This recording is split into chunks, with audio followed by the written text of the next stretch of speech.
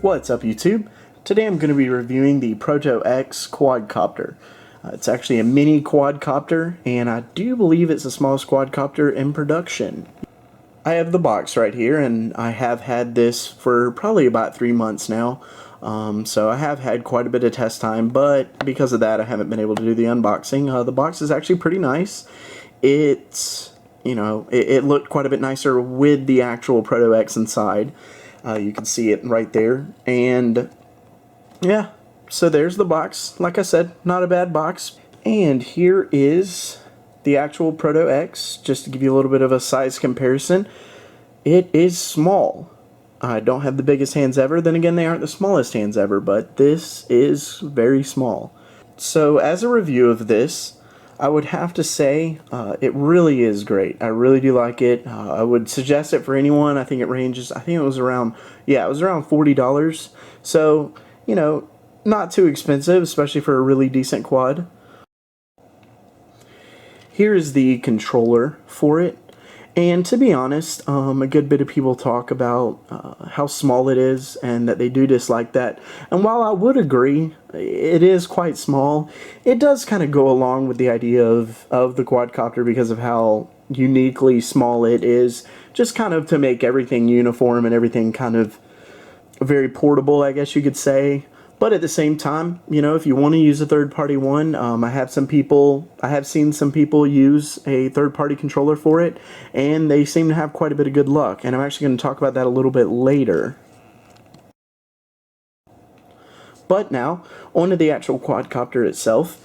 It really is nice. Like I said, I mean, it's a great flyer. It's quite speedy for how small it is. It sounds kind of neat, a little bit like a bug. I will be doing a flying video a little bit later, but it is probably the number one word that I could use for this would be durable, believe it or not. It is small, so it is quite light, so when it hits, it doesn't hit extremely hard, but at the same time, it's very thin. Like the frame is just a very thin metal frame, and you would really think that it would get quite a bit of damage very fast if you hit it into things, but I'm not gonna lie, I've hit it into pretty much everything in my apartment, so it has gone through the ringer. The only real problem I've had with this is the props getting damaged, which isn't a problem really at all if I could fly correctly. But when I have chipped them off a couple places, these are actually new ones, so that's why you don't really see that, or at least I do believe these two are. But that's why I suggest either doing one of two things. Either you want to get a prop guard, or you can do what I did and get some blades. They're about $2 or $3, just at different hobby shops online, sell them for the Proto X. And, so if it messes up, pop a new one on there. Now, like I said, if you find that you're messing them up very often, look at getting a prop guard. Like I said, if you really hate the size, there are third-party controllers that are quite a bit bigger and actually provide some functionality to it. Believe it or not, for some reason, see, you would think something this small wouldn't be able to do very many acrobatic type things, front flips, things like that. But believe it or not, it can. The only hindrance that doesn't allow it to is the controller, not the actual quadcopter itself. For some reason, it just doesn't, probably because just for more of starters and things like that who are just wanting to have this just kind of play around with, not necessarily do any crazy tricks with or anything, it just doesn't allow it. It all the way, and then back, it's not going to do any kind of flips. But using a third-party controller, which I will link in the description below, you are able to do that. So that's one pretty neat thing. I don't have one myself, but I have seen it where people are able to do that. But honestly, if you're just looking for a fun little RC quadcopter, this thing is really great. And back to the quad itself, see, you would think with the board and everything exposed that it would really not be durable, but this thing really is quite durable. Unfortunately, I actually bent the frame just a little bit, and I did bend it back, but you will see whenever I fly that it wants to do a little bit of a yaw to the left, or I think it is to the left, yeah. has a little bit of a yaw, but don't think that that's everyone's. That didn't happen until I decided to bend the frame. So, but it is what I want to show you really fast, and a few people have talked about this, but what I want to show you, these blue lights are going to blink until I link it. Okay. One really cool thing are these LEDs. A lot of reviewers have mentioned that it's hard to see which direction it is, even though you have blue to show the front and red for the back.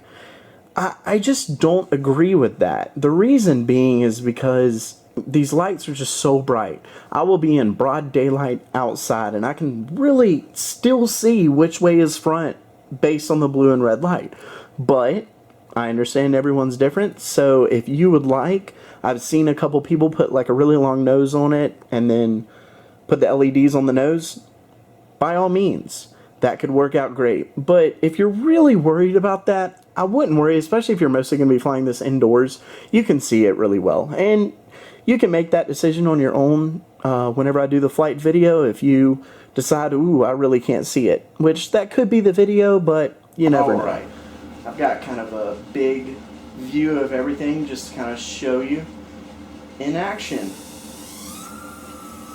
It really does take off pretty quick. Sometimes I can let it get away from me, but if you look, see, it's wanting to yaw to the left, so I kind of have to transition back, trying to keep it in the frame here. But once again, that's my fault. Don't expect that to be yours. But it really does have a good bit of control. I mean, I'm not the best by any means.